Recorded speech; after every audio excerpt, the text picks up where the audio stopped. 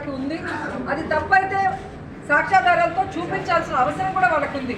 అంతేగాని ప్రశ్నిస్తే దాడి చేస్తాం, నిలదీస్తే చంపేస్తాం అని అరాచకంగా దాడులు చేయటం, ఏ విధంగా రాడ్లతో కర్రలతో దాడులు చేయటమే కాకుండా జోగి రమేష్ గారి ఇంటి దగ్గర అయితే ఏకంగా పెట్రోల్లో యాసిడ్ మిక్స్ చేసి ఇళ్ళని తగలబెట్టే విధంగా ఎలా విసిరివేశారో మనం కళ్ళారా చూస్తున్నాం. ఈరోజు మనం ఆంధ్రప్రదేశ్లో ఉన్నామా, ఆఫ్ఘనిస్తాన్లో ఉన్నామా అని అర్థం కావట్లేదు.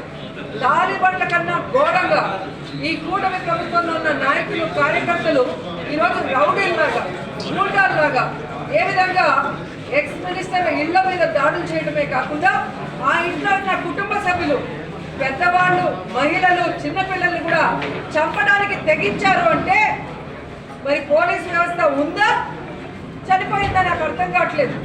ఎందుకంటే కాపాడాల్సిన పోలీసులే ఈరోజు అండగా ఉండి వారి సమక్షంలో వారితో కలిసి ఈ దాడులు చేస్తుంటే వాళ్ళు చూస్తూ ఉండటం అనేది చాలా సిగ్గుచేటని కూడా ఈ సందర్భంగా తెలియజేసుకుంటున్నాం. ఎందుకు కాకి షర్ట్లు వేసుకోవడం, హ్యాపీగా పసుపు షర్ట్లు వేసుకోవచ్చు కదా.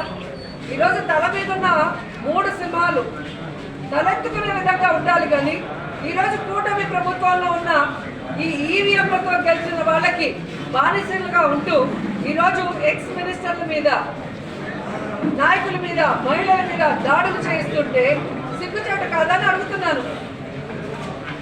ఈ రాష్ట్రంలో మీరు అధికారంలో రావడానికి ఎన్ని అబద్ధాలు చెప్పారు, ఏ విధంగా ప్రజలను మాయ చేశారు. ఈరోజు అధికారంలోకి వచ్చిన తర్వాత వచ్చినందుకైనా మీరు చెప్పింది చేయాలి. అది చేయకుండా చేతకాని వాళ్ళలాగా మిగిలిపోయి ప్రజల చేత అసహించుకోబడి ఈరోజు ప్రజల నుంచి ఎలా డైవర్షన్ తీసుకురావాలన్న ఆలోచనతోనే ఈ లడ్డూ ఇష్యూని మీరు తీసుకొచ్చారనేది ప్రజలందరూ కూడా గమనిస్తున్నారు.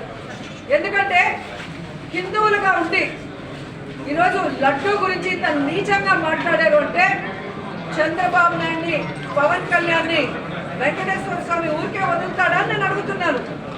ఎందుకంటే భయం లేకుండా, వెంకటేశ్వర స్వామి అంటే భక్తి లేకుండా నోటికి వచ్చిన అబద్ధాల్ని పందుకోగలిసిందంటారు, జంతుకోగలిసిందంటారు, ఫిష్ ఆయిల్ కలిసిందంటారు,